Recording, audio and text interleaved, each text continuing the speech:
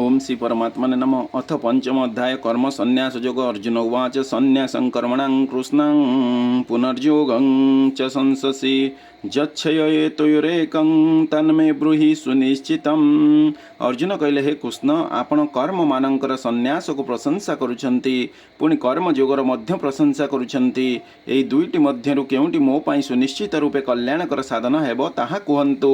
श्री भगवान उवाच संन्यासः कर्मयोगश्च निःश्रेयसकरावुभौ तयस्तु कर्म संन्यासात् कर्मयोग विशिष्यते। श्री भगवान कहले, कर्म संन्यास और कर्मयोग ए उभय परम कल्याणकर, किंतु एही दुईटी मध्यरु कर्म संन्यास अपेक्षा साधनारे सुगम होइथिबारु कर्मयोग श्रेष्ठ। ज्ञेयः स नित्य संन्यासी जो न दृष्टि न कांक्षति निर्द्वंद्वो हि महाबाहो सुखं बंधात् प्रमुच्यते। हे अर्जुन, जेउ पुरुष काहाठरे देश रखती नहीं कि किछि आकांक्षा करती नहीं, सही कर्मयोगी नित्य सन्यासी बोला जीवार योग्य। कारण राग देशादि द्वंद्वरु रहित पुरुष सुखपूर्वक संसार बंधनरु मुक्त हो जाती। सांख्य योगो पृथक बाणः प्रवदन्ति न पंडिताः एकमप्यास्थितः सम्यक उभयो विन्दते फलम्। उपरोक्त संन्यास और कर्म योग को मूर्ख लोके पृथक पृथक फलदाता बोली कहती, किंतु पंडित माने सेपरि कहती नहीं। कारण सही दुईटी मध्यरु कोनसी गोटिकरे भी सम्यक भाव अवस्थित होइथिबा पुरुष उभयर फल रूपक परमात्मा को पाई जानती। जत्सांख्यै प्राप्यते स्थानं तद्योगैरपि गम्यते एकं सांख्यं च योगं च जह पश्यति स पश्यति। ज्ञान योगी मानक द्वारा जो परमधाम प्राप्त करा जाए, कर्मयोगी मानक द्वारा मध्य सही परमधाम प्राप्त करा जाए। तेणु जो पुरुष ज्ञान योग और कर्म योग फल रूपक एक बोली देखती, से ही यथार्थ देखती। संन्यासस्तु महाबाहो दुःखमाप्तु मजोगतः योगयुक्तो मुनिर्ब्रह्म न चिरेणाधिगच्छति। किंतु हे अर्जुन, कर्म योग बिना संन्यास अर्थात मन इंद्रिय और शरीर द्वारा हेउथिबा सकल कर्म रे कर्तापण त्याग करिपरिबा कठिन एवं भगवत स्वरूप मनन करुथिबा कर्मयोगी परं ब्रह्म परमात्मा को शीघ्र ही पाई जानती।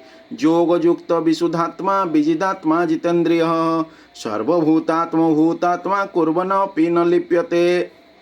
जहाँक मन निज बसरे थाए, जे जितेन्द्रिय और जहाँक अंतकरण विशुद्ध एवं सकल प्राणींकर आत्मरूप परमात्मा ही जहाँकर आत्मा, से कर्मयोगी कर्म करुथिले मध्य कर्मरे लिप्त हुअन्ति नाही। नैव किंचित करोमीति युक्तो मन्यते तत्त्ववित् पश्यन् शृण्वन् स्पश्यन् जिघ्रन् अच्छन् गच्छन् सोपन् शोषन् प्रलपन् विसृजन् गृहणम् उन्मिषन् निमिषन्नपि इन्द्रियाणि इन्द्रियर्थेषु वर्तन्त इति धारयन्। तत्वज्ञ सांख्य योगी देखु थाई, शुणु थाई, झुमु थाई, शुंगु थाई, खाऊ थाई, चालबुल करू थाई, शोऊ थाई, श्वासक्रिया करू थाई, कथा कहू थाई, त्याग करू थाई, ग्रहण करू थाई तथा आखि खोलु थाई, बुझु थाई इत्यादि सबु करू थाई भी इंद्रिय माने ही निज निज अर्थरे प्रवर्तित होइछन्ति जानी मु किछि भी करू नाही बोली भाविबा उचित। ब्रह्मण्याध्याय कर्माणि संगं त्यक्त्वा करोति जह लिप्यते न सपापेन पद्मपत्रमिवाम्बसा। जेपरि जल द्वारा लिप्त हुए नाही, सेही पुरुष सेपरि पापरे लिप्त हुअन्ति नाही। कायेन मनसा बुद्ध्या केवलैरिन्द्रियैरपि योगिनः कर्म कुर्वन्ति संगं त्यक्त्वात्मशुद्धये। कर्म योगी माने ममत्व बुद्धि रहित होइथिबा केवल इंद्रिय मन बुद्धि और शरीर द्वारा भी आसक्ति त्याग करी अंतकरणर शुद्ध निमंते कर्म करन्ति। युक्तः कर्म फलं त्यक्त्वा शान्तिमाप्नोति नैष्टिक्यम् अयुक्त काम कारेण फले सक्तो निबध्यते।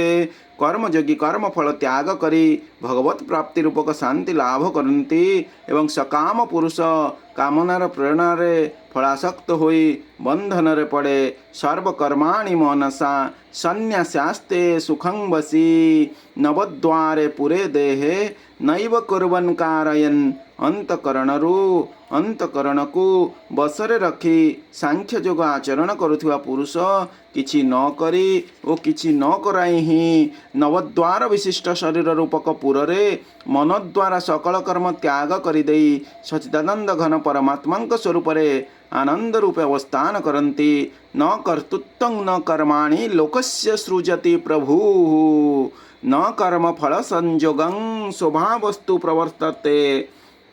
परमेश्वर मनुष्य मानकर कर्तापण कर्म किंबा कर्म फलर संयोग रचना करती नाही किंतु स्वभाव अर्थात प्रकृति ही सब किछि करे। नादत्ते कस्यचित् पापं न चैव श्रुकुतं विभुः अज्ञानेनावृतं ज्ञानं तेन मुह्यन्ति जन्तवः। सर्वव्यापी परमेश्वर कहारी पाप कर्म कि कहारी शुभ कर्म ग्रहण करती नाही किंतु अज्ञान द्वारा ज्ञान ढांकी होई रहिछि तेणु अज्ञान मनुष्य माने मोहित हेउचंती। ज्ञानेन तो तद्ज्ञानं जेसं नासीतमात्मनः तेषामादित्यमज्ञानं प्रकाशयति तत्परम। किंतु जेउ मानकर सही अज्ञान को परमात्मा थारे तत्वज्ञ द्वारा नष्ट कर दिया जाइछि सेमानंक ज्ञान से सूर्य सदृश सच्चिदानंद घन परमात्मा को प्रकाशित कर दिए। तद्बुद्धय तदात्मान स्तनिष्ठास्त तत्परायणाः गच्छन्त्य पुनरावृत्तिं ज्ञान निर्धूत कलमसाः।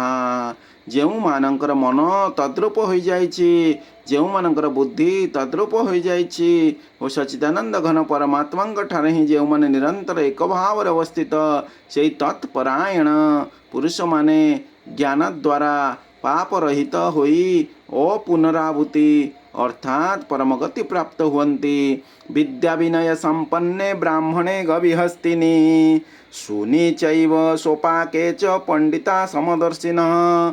से ज्ञानी माने विद्या और विनयुक्त ब्राह्मणों ठारे तथा गो हस्ती कुकुर एवं चांडाल थारे मध्य समदर्शी होइथान्ति। यही बतेजितः सर्गो जे संसाम्य स्थितं मनः निर्दोषं हि समं ब्रह्म तस्माद् ब्रह्मणि ते स्थिताः।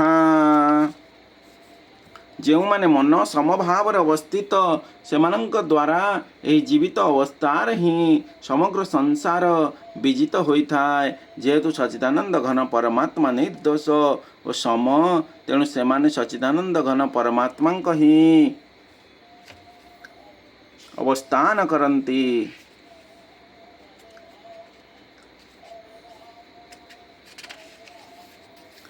न प्रूह्यसेत् प्रियं प्राप्य नोदिजेत् प्राप्य चाप्रियं स्थिरबुद्धिरसंमूढो ब्रह्मविद् ब्रह्मणि स्थितः।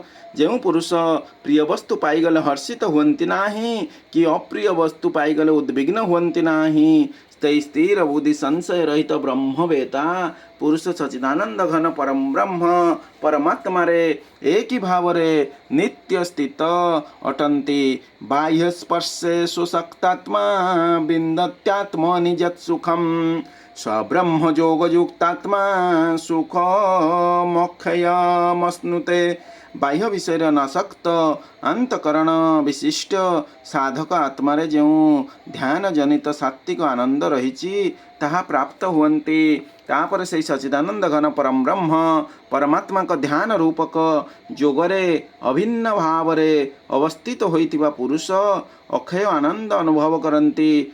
जे हि स्पर्श सजा भोगो दुख जो नयो एवते आद्यंतवंत कौंतेय न तेषु रमते उद्ध। इंद्रिय तथा विषय मानक संयोगरु जो भोग सब उत्पन्न हुए से सबुर विषय पुरुष मानंकु सुख रूप प्रतीत हेउथिले भी दुखर ही कारण अटे तथा आदि अंत विशिष्ट अर्थात अनित्य अटे। हे अर्जुन तेणु बुद्धिमान विवेकी पुरुष सेथिरे रत हुवन्ति नाही। शक्नोति हैव ज सोढुं प्राक् शरीर विमोक्षणात् कामक्रोधोद्भवं वेगं सयुक्त ससुखी नरः। ଯେଉଁ ସାଧକ ଏହି ମନୁଷ୍ୟ ଶରୀର ନାଶ ହୋଇଯିବା ପୂର୍ବରୁ ହିଁ କାମ କ୍ରୋଧରୁ ଉତ୍ପନ୍ନ ହେଉଥିବା ବେଗ ସହିଯିବାକୁ ସମର୍ଥ ହୋଇଯାଆନ୍ତି, ସେହି ସାଧକ ପୁରୁଷ ଯୋଗୀ ହିଁ ସେ ସୁଖୀ। जो अंत सुखो अंतरारामस्तथान्त ज्योतिरेव जः स योगी ब्रह्म निर्वाणं ब्रह्मभूतो अधिगच्छति। ଯେଉଁ ପୁରୁଷ ବ୍ରହ୍ମ ଭିନ୍ନ ଅନ୍ୟ କିଛି ନାହିଁ ବୋଲି ନିଶ୍ଚୟ କରି ଅନ୍ତରାତ୍ମାରେ ହିଁ ସୁଖ ଲାଭ କରନ୍ତି, ଆତ୍ମାରେ ରମଣ କରନ୍ତି, ଆତ୍ମାରେ ହିଁ ଜ୍ଞାନ ଅନୁଭବ କରିଛନ୍ତି, ସଚ୍ଚିଦାନନ୍ଦ ଘନ ପରମ ବ୍ରହ୍ମ ପରମାତ୍ମାଙ୍କ ସହିତ ଏକି ଭାବରେ ସେହି ସଂଯୋଗ ଶକ୍ତିର ଶାନ୍ତ ବ୍ରହ୍ମଙ୍କୁ ପ୍ରାପ୍ତ ହୁଅନ୍ତି। ଲଭନ୍ତେ ବ୍ରହ୍ମ ନିର୍ବାଣ ମୁଖ୍ୟୟଃ କିଳ କିଣ କଳମସଃ ଛିନ୍ନ ଦେବଧା ଯତାତ୍ମାନଃ ସର୍ବଭୂତ ହିତେ ରତଃ। ଯେଉଁମାନଙ୍କର ସକଳ ପାପ ନଷ୍ଟ ହୋଇଯାଇଛି, ଯେଉଁମାନଙ୍କ ସକଳ ସଂଶୟ ଜ୍ଞାନ ଦ୍ୱାରା ନିବୃତ୍ତ ହୋଇଯାଇଛି, ଯେଉଁମାନେ ସକଳ ପ୍ରାଣୀଙ୍କ ହିତରେ ରତ ଏବଂ ଯେଉଁମାନଙ୍କର ବିଜିତ ମନ ନିଶ୍ଚଳ ଭାବରେ ପରମାତ୍ମାରେ ଅବସ୍ଥିତ, ସେହି ବ୍ରହ୍ମବେତା ପୁରୁଷମାନଙ୍କ ଶାନ୍ତ ବ୍ରହ୍ମକୁ ପ୍ରାପ୍ତ ହୁଅନ୍ତି। କାମ କ୍ରୋଧ ବିଯୁକ୍ତାନାଂ ଯତିନାଂ ଯତ ଚେତସାଂ ଅଭିतो ବ୍ରହ୍ମ ନିର୍ବାଣଂ ବର୍ତ୍ତତେ ବିଦିତାତ୍ମନାଂ। କାମ କ୍ରୋଧ ରହିତ ବିଜିତ ଚିତ୍ତ ଏବଂ ପରଂ ବ୍ରହ୍ମ ପରମାତ୍ମାଙ୍କ ସାକ୍ଷାତକାର କରିଥିବା ଜ୍ଞାନୀ ପୁରୁଷମାନଙ୍କ ପାଇଁ ସକଳ ଦିଗରୁ ଶାନ୍ତ ବିଶିଷ୍ଟ ଶାନ୍ତ ପରମ ବ୍ରହ୍ମ ପରମାତ୍ମା ହିଁ ପରିପୂର୍ଣ୍ଣ ସ୍ୱରୂପରେ ରହିଥାନ୍ତି। ସ୍ପର୍ଶନ୍ କୃତ୍ୱା ବହିର୍ବାହ୍ୟାଂଶ୍ଚ କ୍ଷିୟୁଶ୍ଚୈବାନ୍ତରେ ଭ୍ରୁବୋଃ ପ୍ରାଣାପାନौ ସମौ କୃତ୍ୱା ନାସାଭ୍ୟନ୍ତରଚାରିଣौ ଯତେନ୍ଦ୍ରିୟ ମନୋବୁଦ୍ଧି ମୁନିର୍ଯୋଗ ଯୋକ୍ଷ ପରାୟଣଃ ବିଗତେ ଛାଭୟ କ୍ରୋଧା ଯହ ସଦା ମୁକ୍ତ ଏବ ସହ। ବାହ୍ୟ ବିଷୟ ଯୋଗ ଚିନ୍ତନ ନ କରି ସେସବୁ କାହାରି ବାହାରେ ହିଁ ତ୍ୟାଗ କରିଦେଇ ଏବଂ ନେତ୍ରର ଦୁଷ୍ଟ ଭୂଦ୍ୱୟର ମଧ୍ୟବର୍ତ୍ତୀ ସ୍ଥାନରେ ନିବଦ୍ଧ କରି ନାସିକା ଦ୍ୱୟର ଅଭ୍ୟନ୍ତରରେ ବିଚରଣ କରୁଥିବା ପ୍ରାଣ ଓ ପାନବାୟୁକୁ ସମଗତି କରାଇ ଯେଉଁ ମୋକ୍ଷ ପ୍ରାଣ ବୁନି ବଶିଷ୍ଠ ମନ ବୁଦ୍ଧି ଇନ୍ଦ୍ରିୟମାନଙ୍କୁ ସଂଯୟ କରିଥାନ୍ତି, ଇଚ୍ଛା ଓ ଭୟକ୍ରୋଧ ହୋଇଥାନ୍ତି,